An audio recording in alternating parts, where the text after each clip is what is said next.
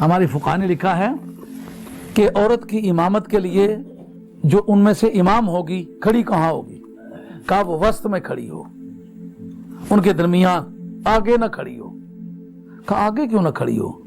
کہا اس کے حجابات جو ہیں اٹھتے بیٹھتے پچھلیوں کو نظر آئیں گے۔ بھئی وہ عورتیں ہیں، کہا تمہیں پتہ نہیں عورت کا حجاب عورت سے بھی ہے۔ ذرا دیکھیں اسلام نے تقدس کتنا رکھا ہے، اس عزت کا تو دھیان کرو جو اسلام نے عورت کو دی ہے۔ جو تقدس اللہ تعالیٰ نے عورت کو دیا وہ کس قدر قابل احترام ہے۔ کہ بے شک عورتیں ہی صحیح، لیکن عورتوں کا بھی عورتوں سے جو تقدس ہے اور بزرگی ہے وہ محفوظ رہنی چاہیے۔ مگر عورتیں عورتوں کی امامت کرائیں، مردوں کی امامت کرانے کا ان کو حق نہیں ہے۔ میرے پاس 1822 کے فوٹوز موجود ہیں، برسٹل منڈی میں عورتوں کے گلے میں رکھے پڑے ہوئے ہیں، تو پورے دستاویز میرے پاس موجود ہے۔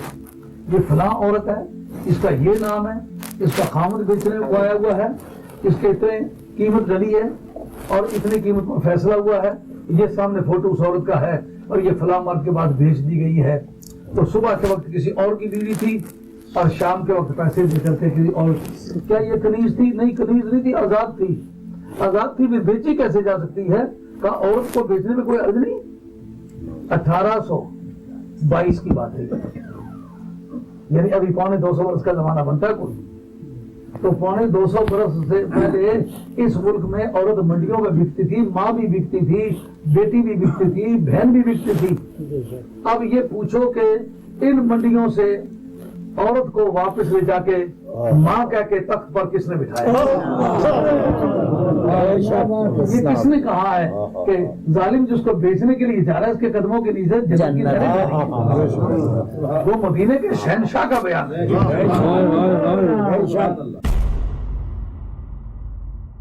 سب سے پہلے حضرت مفکر اسلام شہزادہ غوث اعظم ڈاکٹر پیر سید عبد القادر جیلانی شاہ صاحب کی ویڈیوز کو حاصل کرنے کے لیے جیلانی میڈیا کے یوٹیوب چینل کو سبسکرائب کریں اور بیل آئیکن کلک کریں۔ ویڈیوز اچھی لگے تو تھمز اپ دیں۔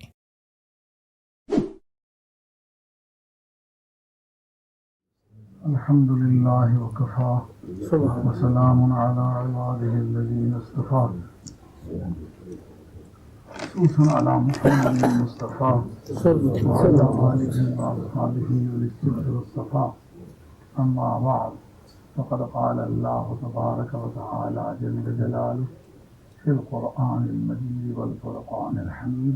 اعوذ باللہ من الشیطان الرجیم، بسم اللہ الرحمن الرحیم۔ وَإِذِ ابْتَلَىٰ إِبْرَاهِيمَ رَبُّهُ بِكَلِمَاتٍ فَأَتَمَّهُنَّ قَالَ إِنِّي جَاعِلُكَ لِلنَّاسِ إِمَامًا۔ اللهم مولانا العظيم وبلغنا رسوله النبي الكريم ونحن على ذلك من الشاهدين والشاكرين والحمد لله رب العالمين۔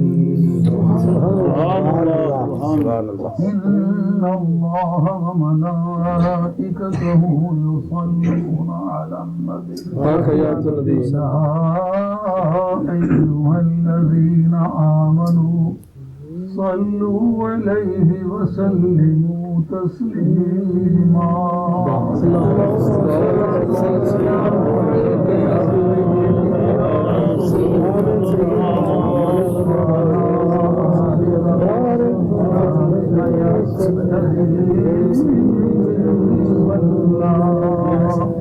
الصلاة والسلام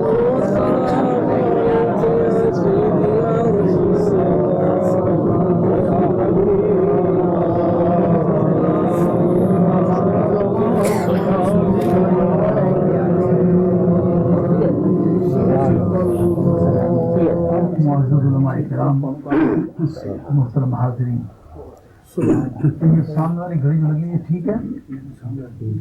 اس پر یہ ملا ہے نا 5 منٹ آگے ہے جی، 5 منٹ آگے 5 मिनट आगे है, ٹھیک ہے अमल कराम इस पर है ना। ٹھیک ہے ईशा की नमाज आपकी घड़ी पर लिखा हुआ है जी। चलो ٹھیک ہے मतलब सिर्फ मैं टाइम के बारे में मालूम करना चाहता हूँ ताकि मैं یہ برابر ہے वक्त से तजावुज न कर जाऊँ। और 9:30 बजे ईशा की नमाज अगर 7 मिनट पहले ख़त्म कर दूँ तो फिर आप अजान भी और सुन्नतें भी आसानी से पढ़ लेंगे ना। मैं इंशाअल्लाह कोशिश करूँगा कि भी 7-8 मिनट बाकी रहते हो तो मैं अपने बयान को पूरा करूँ। سبحان اللہ गुजारिश ये है, आज का जो मसला चल रहा है कि औरत इमामत कर सकती है कि नहीं, इस बारे में जो बात समझने वाली है वो क्या कि किस सोच ने इस बहस को जन्म दिया है। वो ये है कि कुछ लोगों का दावा है कि इस्लाम ने औरत को महरूम किया है तो अब हम इस अपनी कमी को खुद पूरा करेंगे। असल बात ये नहीं है, ये दीन से बेखबरी का नारा है। بے شک दीन की खबर रखने वाला कभी इस बात का दावा नहीं कर सकता। क्यों? इस्लाम जिन हालात में दुनिया में मुतारिफ हुआ उस वक्त पूरी दुनिया में 2 ताकतें रूलिंग कर रही हैं। एक का नाम है पर्शियन एम्पायर और दूसरे का नाम है रोमन एम्पायर। पर्शियन एम्पायर जो है वो पूरे मशरिक पर वो काबिज है। किसराइयों का, अकासरा का कब्जा है, ईरानियों का, खयानियों का। वो अपने आप को तमाम मशरिक का हुक्मरान समझते हैं। लेकिन सरकार की विलादत से कोई 120 और 40 के दरमियान का जमाना बनता है कि मुज़दक नामी एक शख्स था जिसकी सियासियात ने पूरे मुल्क के फिक्रियात को घेर रखा था। उसका ये कहना था कि औरत और ज़मीन ये किसी की मिल्कियत नहीं, जिसके पास आ गई है उसकी है। जिस तरह पानी है ना मुबाह है, पानी बड़ी वैल्यूएबल चीज़ है, तो जिसको मिल गया पी ले, بے شک इस पर कोई कदगन की कोई पाबंदी नहीं है। जन, जर, जमीन ये तीनों किसी की मिल्कियत नहीं। इस सिस्टम का नाम था मुज़दकी। और उसमें जब औरत खुद ही ऐसी चीज थी कि हर एक की मिल्कियत थी, वो बालिग कैसे बनती? क्या वो बीवी बन के उसको विरासत मिलती थी? नहीं मिलती थी। बेटी बन के मिलती थी? नहीं मिलती थी। बहन होने की सूरत में कोई विरासत का हक उसका था? हरगिज नहीं था। माँ बन के कोई हक था? हरगिज नहीं था। किसी भी वास्ते से उसको मालिकाना हुकूक हासिल थे? हरगिज हासिल नहीं थे। जिस तरह बैल के नाम आप कोई जमीन या मकान नहीं कर सकते, इसी तरीके से औरत के नाम कोई चीज नहीं की जा सकती थी। ये उस वक्त का आइडिया है। आज भी जब बात करो औरत तो फिर सिर्फ बीवी के शऊर से इंसान सोचने लगता है, हालांकि ये बड़ी कोताही है। बीवी एक रिश्ता है, खुद पैदा नहीं हुआ किसी औरत से, ये तकद्दुस का रिश्ता नहीं। بے شک کیا ہو उसकी नानी भी औरत नहीं है, بے شک بے ये شک तकद्दुस का रिश्ता नहीं। उसकी दादी औरत नहीं है, بے شک ये तकद्दुस और बुजुर्गी का रिश्ता नहीं। بے شک उसकी बहन औरत नहीं है, ये बुजुर्गी और तकद्दुस का रिश्ता नहीं है। उसकी खाला, उसकी फूफी, بے شک सारे नबियों की माएँ, سبحان اللہ सवाए आदम अलैहिस्सलाम के तमाम अंबिया अलैहिस्सलाम औरतों से पैदा हुए हैं। بے شک अंबिया अलैहिस्सलाम की माएँ जान के उनके अंदर तकद्दुस का मफहूम नहीं है। سبحان اللہ सारे नबियों की बेटियां जो हुई हैं वो बेटियां होकर मुकद्दस नहीं है। سبحان اللہ जिस नबी की बहन हुई है वो नबी की बहन होकर मुकद्दस नहीं है। بے شک ہے ये उनके दिमाग में तसव्वुर था नहीं, क्योंकि किसी नबी की साबका तालीमात उनके पास थी नहीं, بے شک नए किसी नबी की आमद का उन्हें इंतजार नहीं था। इसलिए औरत का नाम लेते वक्त सिर्फ एक बीवी के मफहूम से ही उसको पहचानते थे। उसको ये नहीं समझते थे कि जब औरत का लफ्ज आए तो माँ को भी कंसीडर करना चाहिए, बेटी को भी कंसीडर करना चाहिए। بے شک और जो अपनी बीवी है उसको भी किसी की बेटी समझ के आबरूमंद समझना चाहिए। سبحان اللہ ये उस बाप की आबरू है जिसके घर पैदा हुई है, بے شک उस माँ का तकद्दुस है जिसकी गोद में ये खेली है, मगर ये उनके यहाँ नहीं था। अब वो पर्शियन एम्पायर में भी मालिकाना हकूक का कोई तस्वुर नहीं है। एक रोमन एम्पायर है। मेरे पास 1822 के फोटोज मौजूद हैं, ब्रिस्टल मंडी में औरतों के गले में रस्ते पड़े हुए हैं, तो पूरे दस्तावेज मेरे पास मौजूद है। ये फलां औरत है, इसका ये नाम है, इसका खामद बेचने को आया हुआ है, इसके इतने कीमत डली है और इतनी कीमत पर फैसला हुआ है। ये सामने फोटो उस औरत का है और ये फलां मर्द के बाद भेज दी गई है। तो सुबह के वक्त किसी और की बीवी थी और शाम के वक्त पैसे देकर के किसी और। क्या ये कनीज थी? नहीं, कनीज नहीं थी, आजाद थी। आजाद थी भी बेची कैसे जा सकती है? کہا عورت کو بیچنے میں کوئی عرض نہیں.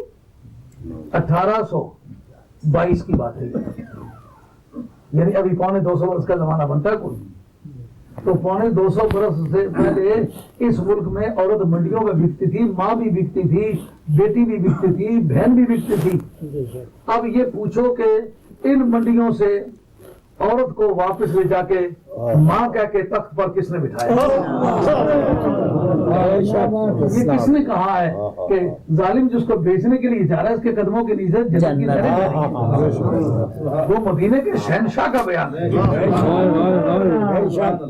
جس نے یہ فیصلہ کیا تھا آج سے 1400 برس پہلے کہ آج کے بعد ماں کو نہیں بیچا جا سکتا، بیٹی کو نہیں بیچا جا سکتا، بہن کو نہیں بیچا جا سکتا، بلکہ بہن بیٹی یا کوئی بھی محرم کسی کی کنیز ہے، اس نے خرید لی ہے، جو ہی خریدے کا آزاد ہو جائے گی. ایک تو ہے نا بیچے، اگر خریدے تو خریدے وقت ہی آزاد ہو جائے گی، کیونکہ اس کی بہن لگتی ہے، اس کی ماں لگتی ہے، اس کی محرم ہے.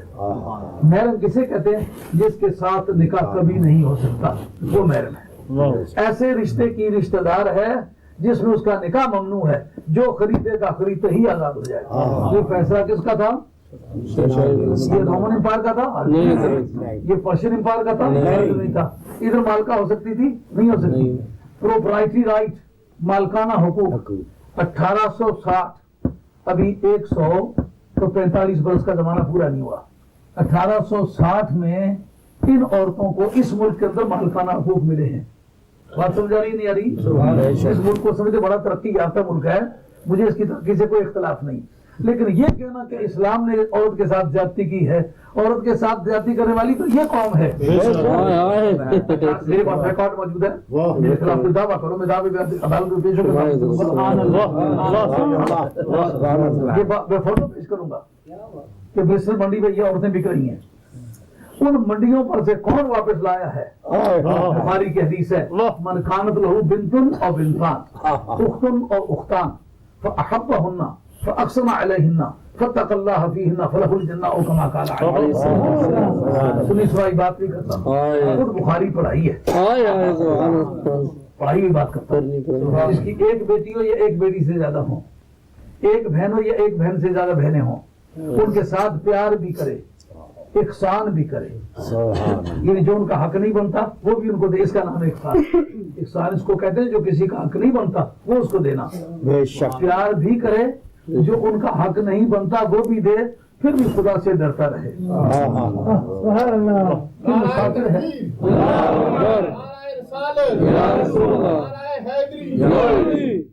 آج میری بہن ہے، مسافر ہے، پتہ نہیں زندگی میں کہاں جائے گی، اس کا مقدر کہاں سے اٹھا کے لے جائے گا، پتہ نہیں زندگی میں کیسے دن بسر کرے گی. پیار بھی کرے، احسان بھی کرے، پھر اللہ سے ڈرتا رہے. وہاں صرف اس ایک عمل کی وجہ سے اس کو جنت ملے گی. اب اس پیار کی وجہ سے جنت کا فیصلہ کس نے کیا؟ سرکار دو عالم. تو اب بتاؤ احسان کس نے کیا؟ رومن امپائر نے کیا؟ نہیں. پرشین امپائر نے کی حکومتیں تو دو ہی تھی پوری دنیا میں. تو جب سرکار فیصلہ فرما رہے تھے تو مدینہ طیبہ کی کھجوروں کے نیچے بیٹھ کے، یہ جنگ بدر کے بعد، بلکہ جنگ احد کے بعد یہ سورہ نساء اتری ہے. وجہ کیا تھی؟ 70 صحابہ شہید ہوئے نا، اور ایک ایک صحابی کی کئی بیویاں تھیں، اس عورتیں بھی بیوہ ہوئیں، بچے بھی یتیم ہوئے.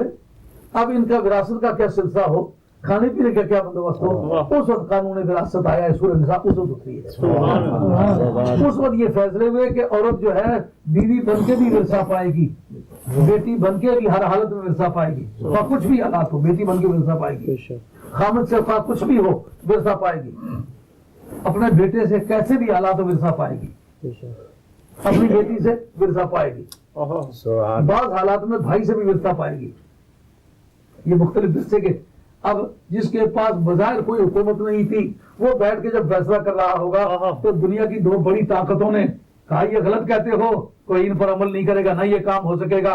اس وقت تاجدار مدینہ علیہ السلام کی وہ جو غیبی قوت تھی اس نے للکار کے کہا کہ گھبراؤ نہیں, وہ وقت قریب آئے گا کہ تم میں کھجوروں کے نیچے بیٹھ کے, جبکہ میرا کوئی سیکریٹریٹ نہیں ہے, کوئی میرا کیپٹل نہیں ہے, کوئی دفتر نہیں ہے, اور میرے صحابہ ننگے پھر رہے ہیں, ایسی حالت میں فیصلہ کر رہا ہوں اگر واقعی میں اللہ کا سچا نبی ہوں تو کل زمین کو اس کو قانون کو مانا جائے گا.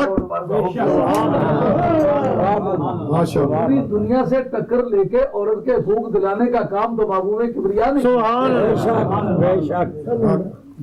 1919 میں پہلی مرتبہ اس ملک میں عورت کو ووٹ ڈالنے کا دیا گیا, اس کو پہلی مرتبہ فرنچائز کیا گیا 1919 کی ہسٹری نکال کے دیکھیں. اس پر اگر گفتگو لمبی ہو جائے گی, لیکن آپ کو یہ اندازہ ہونا چاہیے کہ عورت پر جو احسان کیا ہے وہ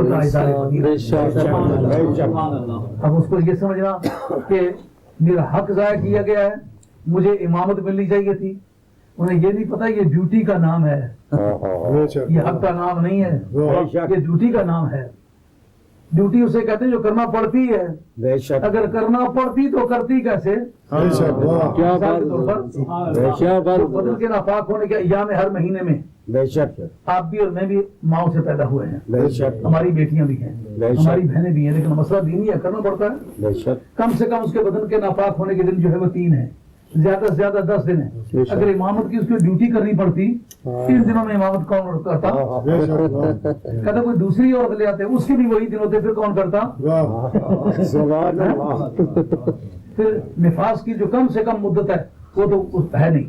جو ہی بچہ پیدا ہو اگر بدن صاف ہے تو غسل کیا جا سکتا ہے, جیسا خاتون جنت کی ایک بھی نماز قضا نہیں ہے. جتنے بچے اللہ تعالیٰ نے دیے ہیں کسی کے بدن پر بھی نجاست نہیں تھی, خاتون جنت کے بدن پر بھی نجاست نہیں کیا اور نماز پڑھی, ایک بھی نماز آپ کی قضا نہیں. نہ آپ کو مینسز آئے نہ آپ کو نفاس آیا, لیکن نارملی کم سے کم ولادت کا وقت اور زیادہ سے زیادہ 40 دن یہ لگاتار نفاس کے ایام ہیں. یہ 40 دن اس کا بدن ناپاک رہتا, بتاؤ پھر ان دنوں میں امامت کون کرتا؟ جب ماں بہن بیٹی پر بچے کو جنم دینے کا وقت ہوتا, اٹھنے بیٹھنے تو اس کے پاس توفیق نہ ہوتی, مسجد والے کہتے آؤ آ کر امامت کرو نہیں تو تنخواہ نہیں ملے گی.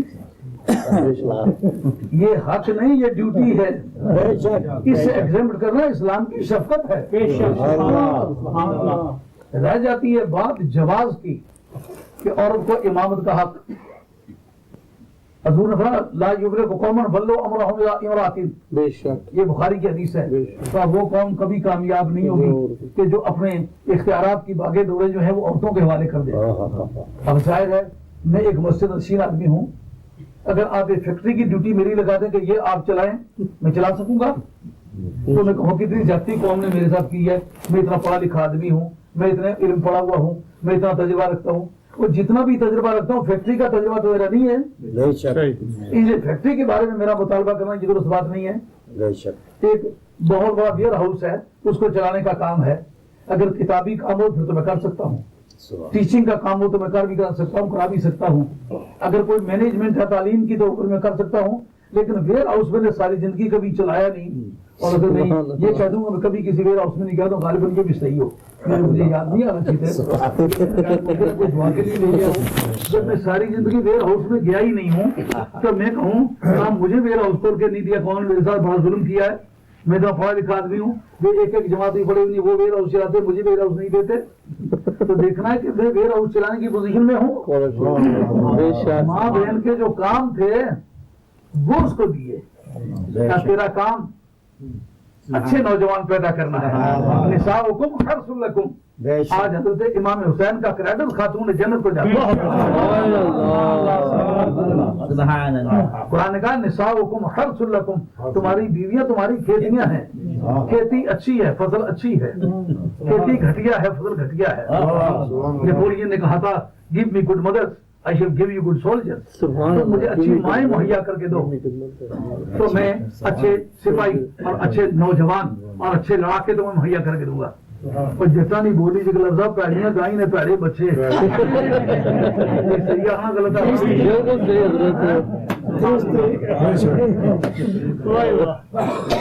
حضرت علی مرتضیٰ نے 7 بیویاں اور کی ہیں, ان میں سے نہ حسن پیدا ہو سکا نہ حسین. مولا مرتضیٰ سے پوچھا گیا, مولا مرتضیٰ زندگی کے وہ ایام جب آپ کے تلوار کا وار पहाड़ नहीं सह सका, वो दिन भी याद आते हैं, पिछले जिंदगी के दिन भी याद आते हैं। फर्क है बड़ा।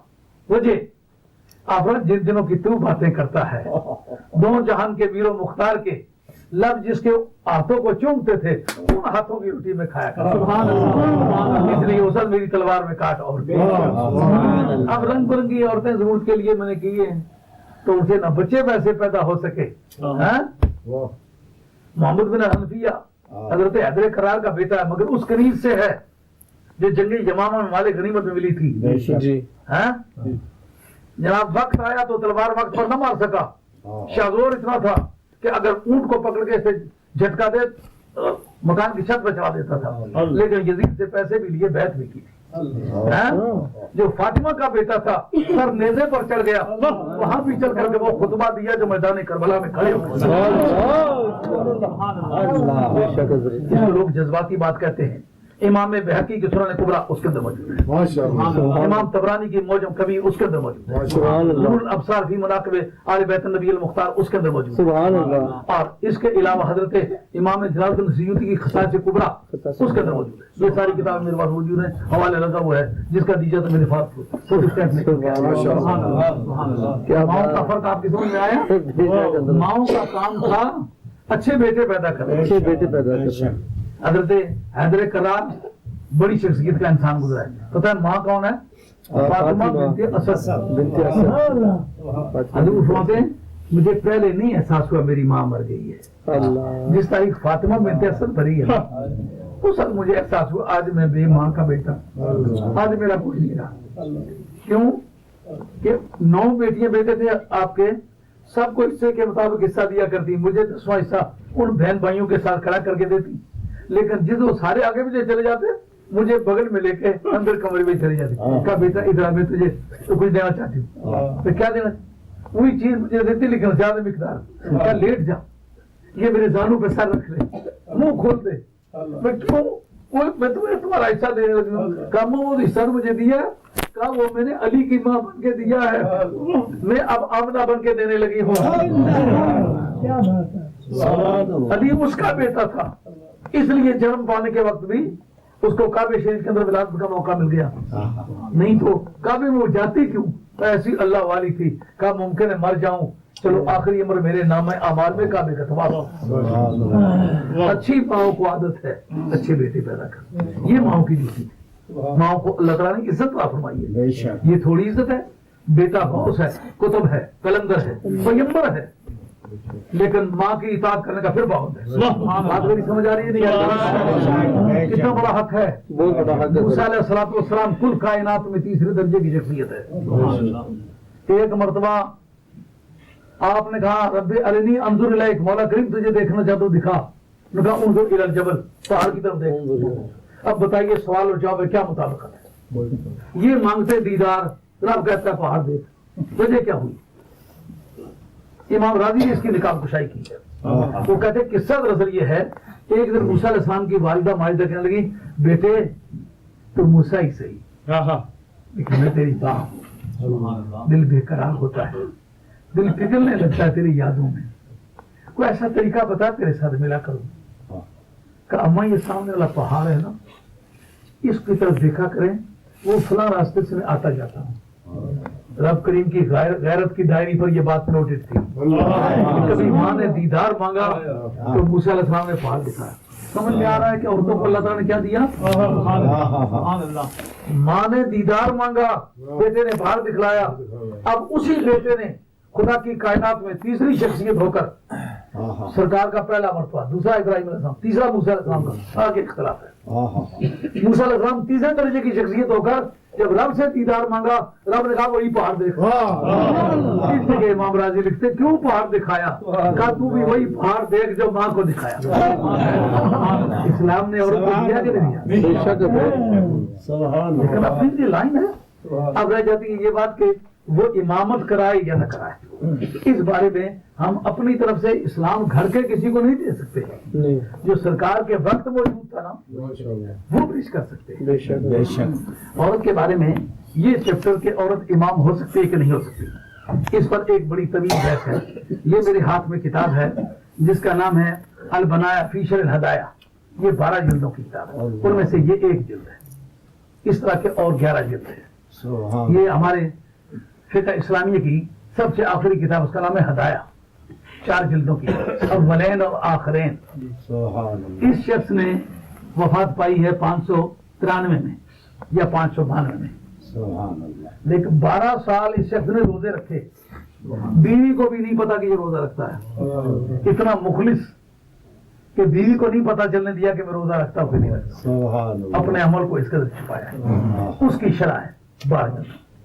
یہ بزرگ پیدا ہوئے ہیں 758 میں اور وصال آئے آپ کا 856 میں، اور آپ نے 96 برس عمر پائی ہے۔ یہ شام کی سرزمین میں عین تاب اس کا نام تھا، وہاں کے رہنے والے تھے۔ بعد میں یہ مصر چلے گئے، وہاں جل کر کے انہوں نے علوم کی تکمیل کی، اور پھر یہ زین الدین عراقی بڑے مشہور نامی عالم دین گزرے، ان کے شاگرد ہیں۔ علم حدیث میں بخاری شریف کی 25 جلدوں میں شرح لکھی، مگر جس نے بخاری علم حدیث کی کتابوں میں نامی ہے نا، اس شخص کا بھی جواب شرح میں کوئی نہیں لا سکا۔ سب مذہبوں نے لکھی، لیکن تو چوٹی کا آدمی اس کے برابر کی شرح 25 جلدیں۔ اللہ تعالیٰ نے موقع دیا ہے، میں 25 کی 25 جلدیں لفظ بلفظ اول سے آخر تک ساری دے دی۔ انہی نے یہ 12 جلدوں کا الہدایہ البنایا فی شرح الہدایہ لکھا ہے۔ سبحان انہوں نے رمز الحقائق کنز الدقائق کی شرح لکھی ہے۔ انہوں نے 12 جلدوں میں سنن ابی داؤد کی شرح لکھی ہے۔ بے شمار کتابیں اس شخص نے، ماشاءاللہ یہ ان کی کتاب ہے۔ انہوں نے اس پر بحث کی ہے کہ عورت کی امامت کے بارے میں کیا حکم ہے۔ یہ میرے پاس یہ جلد نمبر 1 ہے، صفحہ اساتیر 395 ہے۔ جبرن کوئی مذہب کسی پر مسلط کرنا نہ یہ کسی مرد کا حق بنتا ہے نہ کسی عورت کا حق بنتا ہے، بے شک جو اسلام میں پہلے سے موجود ہے اس کے مطابق اس پر عمل کرنا ہے۔ بے شک اس کے اندر یہ بحث ہے کہ عورتیں تنہا اپنی جماعت اگر کرانا چاہیں تو قابل اعتراض ہے، اس لیے کہ ان کو اپنے طور پر اہتمام کرنے میں دقت ہوگی۔ سبحان اللہ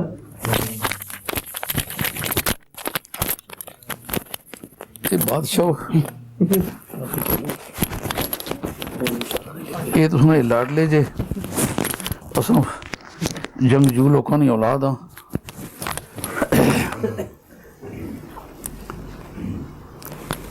یعنی عورتوں کو جو تنہا امامت کرانا ہے اس پر فقہا کو اعتراض ہوا، لیکن اس پر خود فقہا نے اعتراض کیا کہ اگر وہ مینیج کر سکتی ہیں تو کوئی مذائقہ نہیں، مگر عورتیں عورتوں کی امامت کرائیں، مردوں کی امامت کرانے کا ان کو حق نہیں ہے۔ کیوں کہ جو والا جات پیش کیے جاتے ہیں وہ مردوں کی امامت کرانے کے بارے میں نہیں کیے جاتے، وہ عورتوں کی امامت کے بارے میں۔ سب سے پہلے سنن ابو داؤد میں حضرت ام ورقہ رضی اللہ تعالیٰ کا واقعہ ہے کہ انہوں نے نبی کریم علیہ الصلوۃ والسلام سے اجازت مانگی کہ یا رسول اللہ صلی اللہ علیہ وسلم آپ مجھے اجازت فرمائیں کہ میں گھر میں امامت کیا کروں۔ یہ اس کی اصل عبارت میں پڑھ کے آپ کو سناتا ہوں۔ حضرت کی بارگاہ میں انہوں نے یہ عرض کیا یا رسول اللہ صلی اللہ علیہ وسلم مجھے آپ اجازت دیں کہ میں اپنے گھر میں امامت کرایا کروں۔ یہ لکھا ہے فاستأذنت النبی صلی اللہ علیہ وسلم ان تتخذ فی دارہا مؤذنا فأذن لها وامرها ان تؤم علی دارہا۔ یہ حدیث کے الفاظ ہیں۔ کہتے یہ کون تھی؟ یہ ام ورقہ ان کا نام تھا۔ کس کی بیٹی تھی؟ عبداللہ کی۔ عبداللہ بیٹے کس کے تھے؟ حارث کے۔ حارث بیٹے کس کے تھے؟ نوفل کے۔ رہنے والی کہاں کی تھی؟ مدینہ طیبہ کی۔ کردار کیا تھا؟ کہا اس جگہ اس پر انہوں نے بحث کی، دوسری کتاب میرے پاس موجود ہیں جنہوں نے اس پر بحث کی ہے کہ انہوں نے بدر کی جنگ والے دن سرکار سے اجازت چاہی، یا رسول اللہ مجھے آپ اجازت دیں میں آپ کے ساتھ چلوں، وہاں جو لوگ زخمی ہوں میں ان کی دیکھ بھال کروں، ان کی پٹیاں باندھوں، اور اگر اللہ تعالیٰ میرے مقدر اچھے کرے تو میں بھی شہید ہو جاؤں۔ یہ بات ہو گئی۔ اندازہ کریں لوگ موت سے گھبرا کے بھاگتے رہے، واہ محبوب کبریا آپ نے کیسا رنگ دکھایا ہے، ماہی دیا گوڑیا نینا نے کچھ ایسا جادو کیتا ہے۔ لوگ موت سے بھاگے ہیں لیکن نبی پاک کا غلام کہتا ہے مجھے ایک مرتبہ مر کے مٹنے تو دو، میرے جگر کو آزمانے تو دو، میرا سر نیزے پر چڑھنے تو دو، اگر نیزے پر چڑھ کے بھی بولوں تو پھر تو میری محبت سچائی پر مبنی ہے۔ جب انہوں نے اجازت مانگی سرکار نے فرمایا نہیں تجھے جانے کی اجازت نہیں، جہاں تک شہادت کا تعلق ہے میں دعا کرتا ہوں اللہ تعالیٰ تجھے شہادت کی عزت عطا فرمائے گا. سبحان اللہ. ان کو زندگی میں شہیدہ کہنے لگے. ام ورقہ کو کہتے ہیں شہیدہ.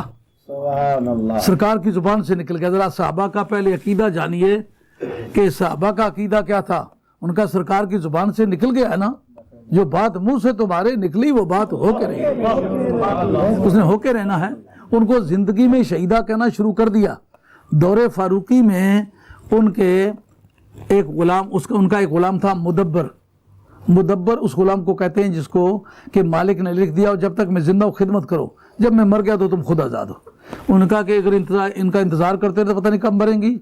تو اس کنیز نے اور اس غلام نے مل کے آپ کو ظلماً قتل کر دیا تھا. اس وجہ سے وہ شہادت کا درجہ ان کو مل گیا جیسا کہ سرکار نے فرمایا تھا. انہوں نے کیا کیا, انہوں نے سرکار سے اجازت مانگی. وفی کانت قد قرأت القرآن فاستأذنت النبی صلی اللہ علیہ وسلم ان تتخذ فی دارها مؤذنا فأذن لها وأمرها ان تؤم على دارها. انہوں نے سرکار سے قرآن مجید پڑھا ہوا تھا ایک, اور دوسرا انہوں نے اجازت مانگی کہ آپ میری حویلی میں یا رسول اللہ صلی اللہ علیہ وسلم کسی مؤذن کو کہیں کہ وہ اذان کہے. یہ بات کیوں کہی؟ کیا عورت کے آواز کا بھی پردہ ہے؟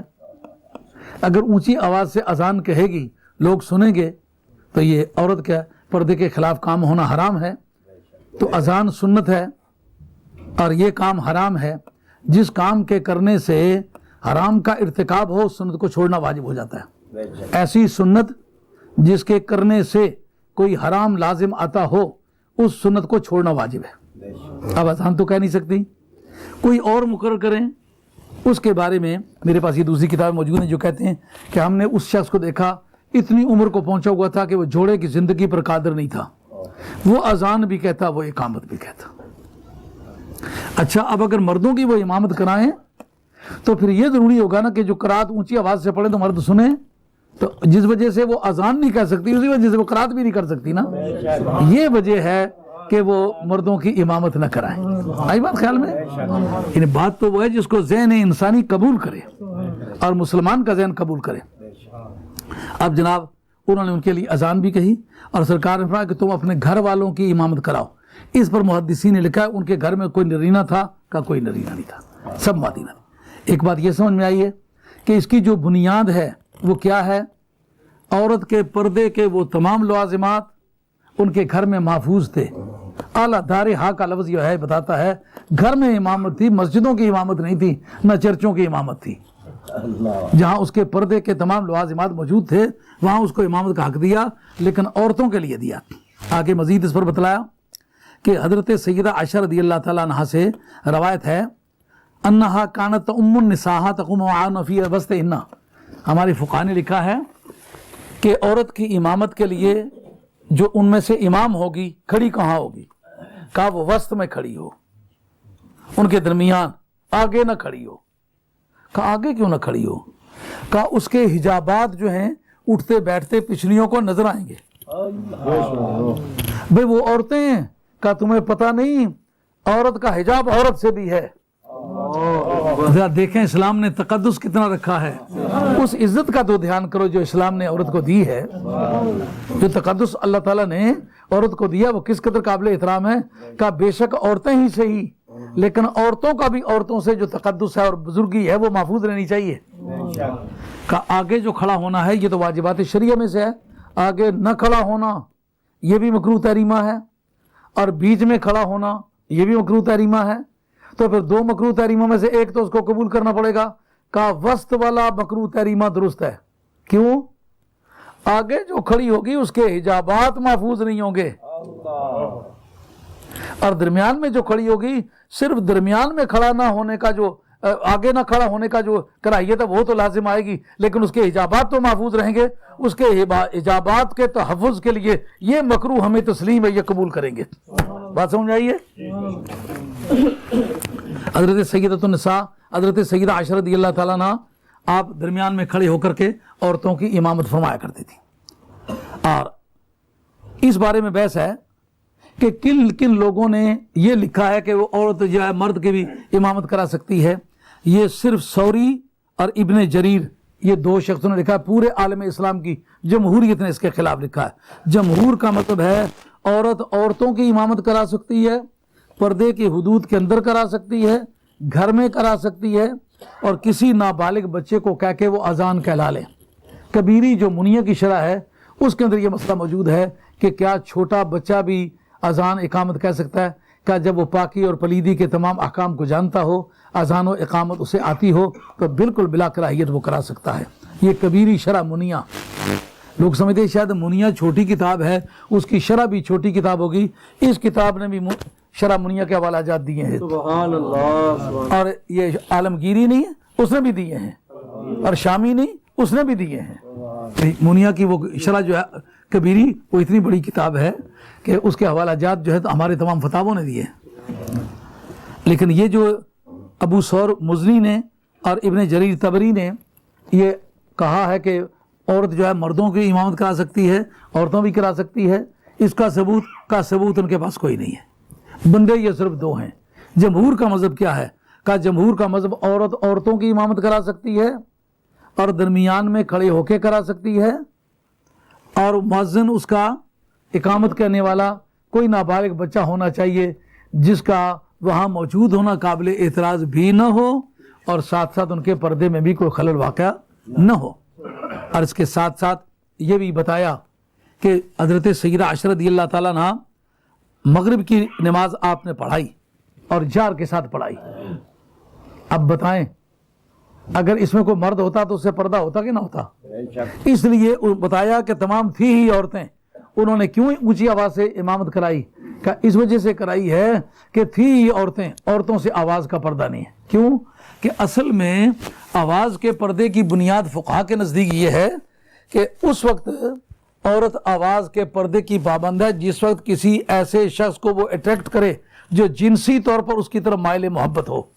عورت جو ہے آواز کی عورت کی سن کے وہ جنسی طور پر مائل محبت نہیں ہو سکتی، وہ مذکر کے لیے ہو سکتی ہے، مؤنث کے لیے نہیں ہو سکتی۔ اس بنیاد پر عورت جو ہے اونچی آواز سے کسی عورت کے سامنے قرآن مجید پڑھ سکتی ہے۔ سیدہ عائشہ رضی اللہ تعالیٰ عنہ کا نماز مغرب اونچی آواز سے جہر کے ساتھ پڑھانا ثابت ہے۔ تو جمہور کا مذہب کیا ہوا؟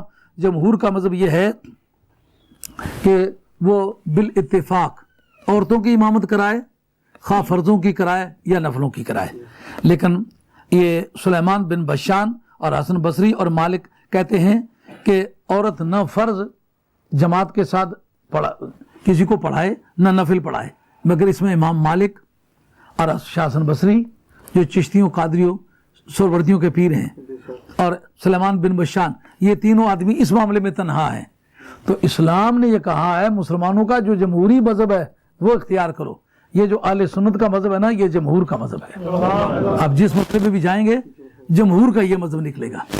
تو اب جس طرح کہ ابو ثور مزنی کا اور جریر طبری کا مذہب یہ ہے کہ عورت مردوں کی امامت کرا سکتی ہے، فرضوں کو بھی نفلوں میں بھی، ان کا بھی مذہب قبول نہیں کیا گیا۔ اس طرح یہ تین آدمی سلیمان بن بشان، حسن بصری، امام مالک کہتے ہیں عورت جو ہے امامت کرا ہی نہیں سکتی، نہ نفلوں کی، نہ فرضوں کی، نہ مردوں کی، نہ عورتوں کی۔ سمجھ آئی یہ بات؟ تو اس میں کہتے ہیں اس کا نام ہے تفرد، ان میں وہ متفرد ہیں، اکیلے ہیں، اس لیے ان کا مذہب نہیں اختیار کیا گیا۔ اور اس کے ساتھ ساتھ جو ان کا درمیان میں کھڑا ہونے کا حکم ہے اس کو اس وجہ سے معاف کر دیا گیا کہ یا آگے کھڑی ہوں گی یا درمیان میں کھڑی ہوں گی، تو دونوں میں سے ایک کراہیت تو اس کو ضرور قبول کرنا پڑے گی۔ تو جو من ابتلی ببلیتین فلیختر ما اصلہما، جو آدمی دو بلاؤں میں مبتلا ہو جائے جو ان میں سے کم درجے کی مصیبت ہے اس کو اختیار کر لے۔ تو پیچھے درمیان میں کھڑے ہونے والی کراہیت کو قبول کر لیا گیا اس لیے کہ اس میں اس کے حجابات محفوظ ہیں۔ یہ میرے پاس کتاب ہے حضرت امام ابو حنیفہ رضی اللہ تعالیٰ عنہ اور آپ کے شاگرد ہیں امام محمد، اس کا نام ہے کتاب الآثار امام محمد رحمۃ اللہ علیہ، اور اس کا صفحہ 52 ہے جس کے اندر انہوں نے بتلایا ہے کہ امامت عورت کرا سکتی ہے کہ نہیں کرا سکتی۔ سبحان اللہ، دراصل مسئلے چھڑتے ہیں تو بات چلتی ہے نا۔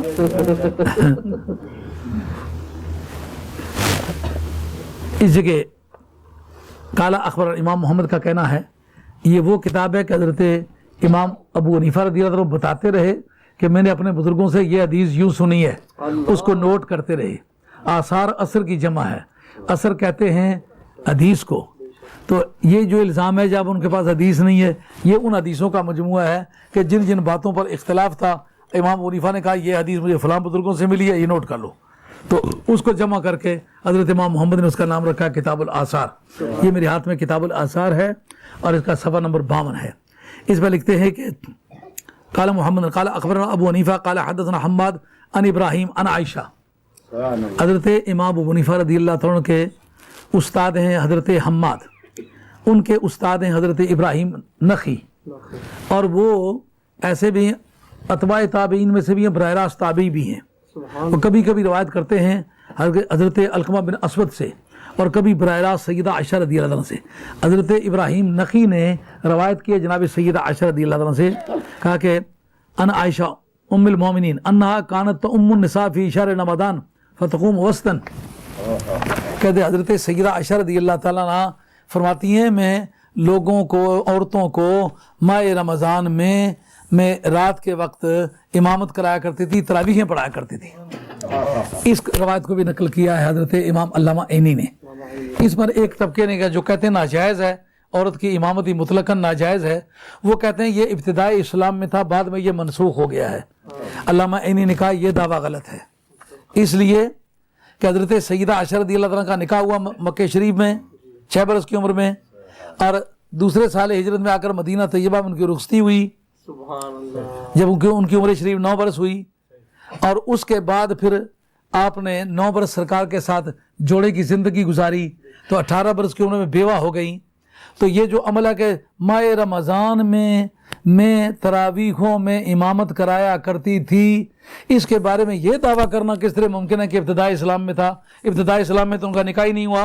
سبحان اللہ، سمجھو کیا بات، بات سمجھ آ رہی ہے؟ دیکھنے والے بھی قیامت کی نظر رکھتے ہیں۔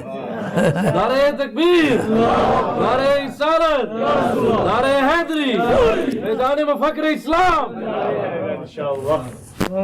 کسے شیعہ پوچھے نہ سنیے کو لوں بچہ وہاں یاراں نے نہ گائے، اگر یار یاراں کی جاننے تو اپنا کام کر، پتہ اس کی بھی کوئی نہیں سا نا، بچہ وہاں یاراں نے نہ گائے، یار یاروں کو جانتے ہیں۔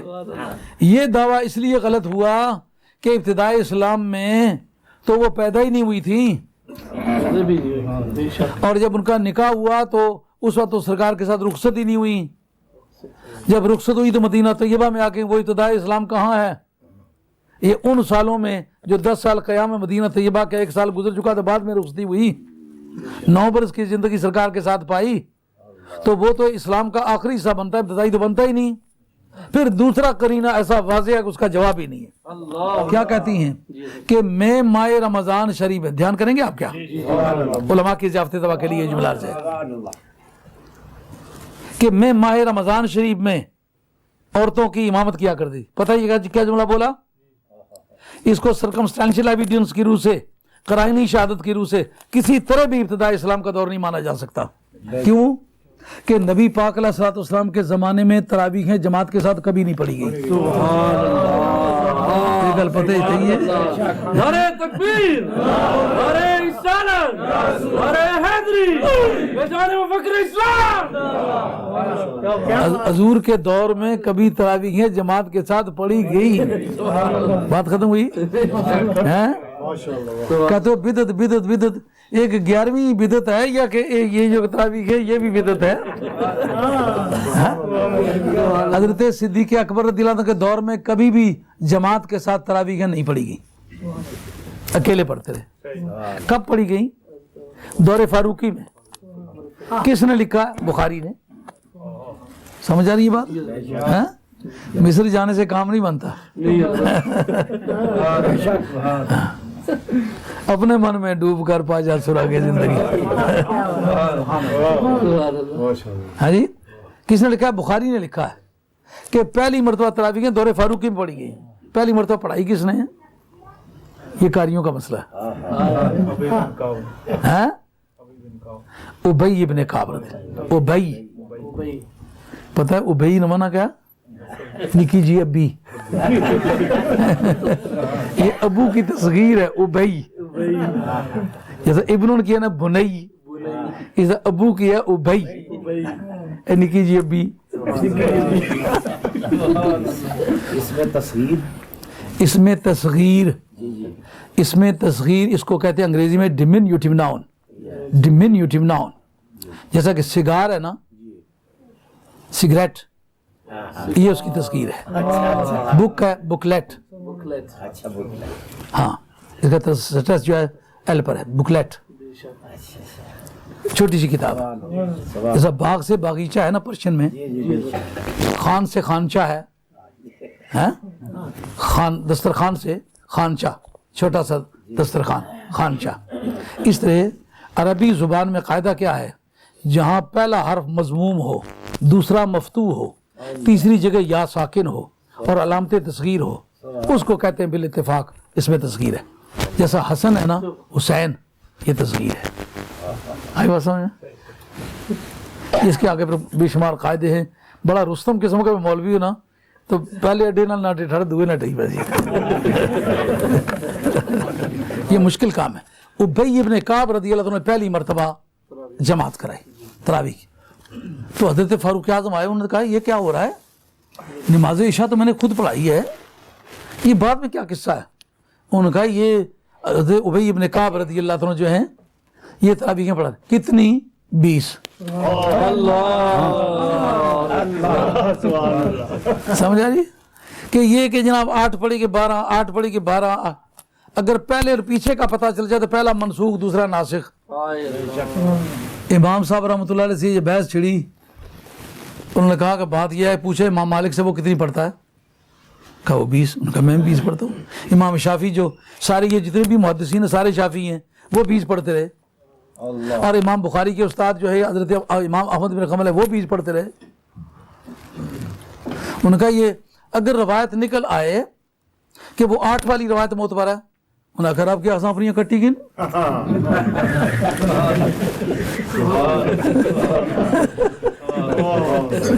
تو یہ آسانی معتبر نکلی، پھر کیا کر سو. یہی مسئلہ چلا تھا کہ وہابی یہاں تک ہاتھ اٹھاتے ہیں، اہل سنت یہاں تک کانوں تک لے جاتے ہیں. انہوں نے کہا جکد ہے یہ آسانی معتبر نکلی آئی تھے، یہ مونڈیا تک اٹھانا. انہوں نے کہا آپ کے آسان اپریل صحابہ کٹی تو ہوں یہ دسو جی کہ اپریلی معتبر نکلے تو مونڈے تک اٹھا، اپریل کاٹا کے پورے کر سو. ازوں کو چانس اختیار تو کوئی نہیں. حضرت فاروق اعظم رضی اللہ عنہ کی ذات پاک کہنے لگے یہ تراویحیں جو پڑھ رہے ہو یہ کیوں پڑھ رہے ہو؟ ان کا پتہ نہیں ہے عمل سرکار کا پہلے کون سا پچھلا کون سا ہے، تو ہم نے دونوں کو ملا کے پڑھنا چاہیے کہ کچھ تو ہوگا، اس سے باہر تو نہیں ہے نا. حضور کے عمل کو گھیر لیا ہے، پتہ ہوتا آپ کو پتہ ہے پہلے کون سی تھی بعد میں کون کا. یہ دن مجھے نہیں یاد، کبھی 8 پڑھتے رہے کبھی 12 پڑھتے رہے، آخری عمل کا مجھے نہیں یاد. ان کا پھر ہم صاحب اکٹھے کر کے پڑھتے ہیں. آپ نے کیا کہا فاروق اعظم نے، نعمت البدعۃ ھذہ، یہ بدعت بہت اچھی بدعت ہے. اب جب تراویحیں شروع ہی دور فاروقی میں ہوئی ہیں اور سیدہ عائشہ رضی اللہ تعالیٰ عنہ جو امامت کراتی رہی ہوں تراویحوں میں، اس کے بارے میں یہ دعویٰ کیسے صحیح ہے کہ ابتدائی اسلام کا واقعہ تھا؟ سمجھ آئی بات؟ اب یہ مشکل بات پڑتی ہے کہ بات پیچھے کی یاد نہیں رہتی نا، پیچھے کی بات ساری یاد رہتی تو تب انسان انجوائے کرتا ہے نا. یعنی یہ دعویٰ بے بنیاد ٹھہرے گا کہ حضرت سیدہ عائشہ کا یہ عمل عورت کی امامت کے بارے میں کافی نہیں ٹھہرتا، اس لیے کہ ابتدائی اسلام میں تھا. کہ ابتدائی اسلام کا دعویٰ کرنا صحیح نہیں ہے، اس لیے کہ تراویحوں کا کام جو ہے وہ ابتدائی اسلام تو کیا سرکار کا دور گزر چکا، صدیق اکبر کا دور گزر چکا، فاروق اعظم کے دور کے کچھ سال گزر چکے. اس کے بعد حضرت ابی ابن کعب کیا، ابی ابن کعب نے یہ تراویحوں کی نماز پڑھانی شروع کی تو حضرت سیدہ عائشہ وہ نماز پڑھاتی رہیں. تو یہ ابتدائی اسلام کی بات نہیں، انتہائی اسلام کی بات ہے. مگر کس کو پڑھاتی رہیں؟ عورتوں کو.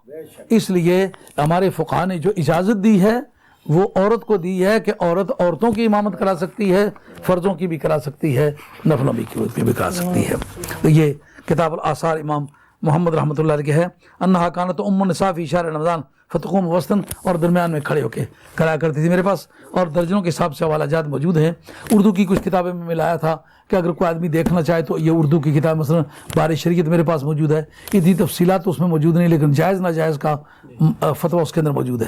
یہ میرے پاس عین الہدایہ ہے اس میں اتنی تفصیلات تو نہیں ہے جتنی میں نے عرض کی ہیں، لیکن اردو کی کتاب ہے، ہدایت شریف کی شرح ہے، یہ بھی دیکھ کے جائز ناجائز کا فیصلہ کیا جا سکتا ہے۔ تو ان لوگوں کی بھی زیادتی ہے جو کہتے ہیں مطلقاً عورت امام نہیں ہو سکتی، امام ہو سکتی ہے، پر کن کی؟ عورتوں کی، مردوں کی امام نہیں ہو سکتی، یہ اٹل بات ہے۔ یہ باتیں میں نے آپ کے سامنے کہی ہیں۔ یہ میرے پاس مذاہب اربعہ کے تقابلی مطالعے کی بحث کی کتاب ہے، بدایت المجتہد و نہایت المقتصد، اس کی تفصیلات میرے پاس موجود ہیں، لیکن اب وقت اختتام پذیر ہو رہا ہے، وگرنہ میں یہ تفصیلات بھی عرض کرتا۔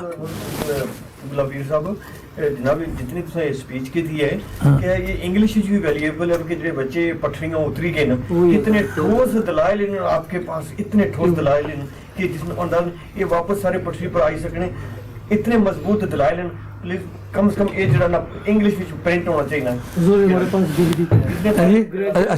نہیں، اس وقت تفصیلات پوری تو نہیں، ویسے میں نے انگریزی میں یہ تقریر کی تھی، لیکن ایٹ دا اسپاٹ، اسپونٹینیسلی، کوئی اس سے کوئی تیاری نہیں تھی، تو اچانک مجھے کہا انہوں نے کہ آپ اس کے تقریر کریں، تو 11ویں شعبہ لوگ اکٹھے تھے، میں نے وہ انگریزی میں کی تھی، لیکن اگر آپ یہ چاہیں تو میں کسی اور دن آ کے نا تو صرف انگریزی زبان میں کر دوں۔ اب بھی میں نے اسی لیے چاہا تھا کہ اگر آپ چاہیں تو میں انگریزی میں کر ڈالوں۔ سارے بچے بینیفٹ کرنے کے لیے انٹرنیٹ پر آئی جاتی ہے، سارے بندے بینیفٹ کرتے ہیں۔ گل سننا، میرا یہ کہنے کا مقصد تھا کہ یہ جو ہے نا یہ کتابی شکل میں جو ہے نا بچوں کو جو ہے نا دینا چاہے تو کس طرح دے سکتے ہیں؟ وہ جو میں نے پہلے کی ہوئی ہے وہ ڈی وی ڈی بنی ہوئی ہے، وہ ڈی وی ڈی میں بھی دکھائی جا سکتی ہے۔ اس بار یہ بھی کوشش کریں گے کہ لکھ کے دے دیں، لیکن اس پر ٹائم لگے گا۔ میں چونکہ اکیلا آدمی، بے شمار میری ذمہ داریاں ہیں، لیکن یہ ساری پوری میری انرجی خرچ کرنے کے بعد اب انگریزی کا مطالبہ کرنا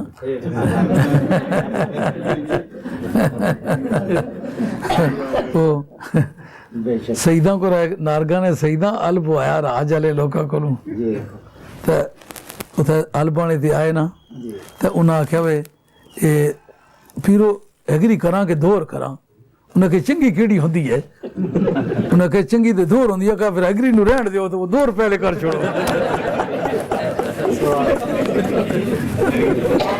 ویلے نہ دسو تو دور ہی پہلے کری سٹالے ہن میں تھکی جا۔ ہن اے چٹیاں داڑھی والے باوے جڑے وہ جے بڈھے آئی ہے تو میں نو کول کافی بڑا، تو میں تو بہت بڈھا آدمی ہے نا۔ الحمدللہ بہرحال آپ کے اس ارشاد کی بھی تعمیل کرنے کی ٹرائی کریں گے، اور بہت اچھے مضبوط دلائل ہیں جو کسی کے پاس بھی جائیں تو یہ پریشانی نہیں ہے کہ کوئی کبھی آ کے پکڑے گا کہ تم حنفی و حنبلیوں کے مطابق کیا ہے، نہیں، مذاہب اربعہ کے جو دلائل ہیں وہ موجود، چاروں مذہبوں کے۔ ہاں، مسلمانوں کی بول چال میں ایک آپ نے سنا ہوگا اپنی ماں بہنوں سے، چمے مزم رام جے قدم ایک گل کی تھی اسی طرح، مسلمانوں کی بیٹیاں تھیں نا، یہ بڑا فضلی لفظ تھا، چمے مزم رام جے قدم ایک گل کی تھی، مطلب امام مالک، امام شافعی، امام احمد مکمل، امام حنیفہ، ان چاروں مذہبوں میں حرام ہو کر میں نے یہ کام کیا ہو۔ تو یہ چاروں مذہبوں کی، یہ جو چاروں مذہبوں کے بارے میں فیصلہ دیتی ہے یہ کتاب ہے، اس کا نام بدایت المجتہد ہے۔ الحمدللہ میں اس سبجیکٹ کا استاد ہوں، میں چاروں مذہب آسانی سے پڑھا سکتا ہوں، ان کو کمپیئر کر سکتا ہوں۔ کوشش کریں گے آپ کا جو ارشاد ہے ہمارے سر آنکھوں پر، کوشش کریں گے کہ لکھ کے دیں۔ اللہ تعالیٰ مجھے اور آپ کو سچے دین پر قائم رکھے۔ آپ عشاء کی اذان فرمائیں اور پھر اس کے بعد سنتیں پڑھیں، دیکھیں اگر وقت ہو تو سلام کے 2 شعر پڑھ لیں، اگر لیٹ ہونے کا ڈر نہیں ہے تو سلام پڑھ لیں، ہیں چلیں۔ اس سے اہل سنت کا یہ عقیدہ اسٹیبلش ہوتا ہے کہ خدا کے ہوتے ہوئے بندگان خدا سے مدد مانگنا درست ہے۔ کہا وہ اپنی اولاد کو بھی بچا گئی ہے، قیامت تک جو اس سے محبت کرے گا اس کو بھی بچائے گی۔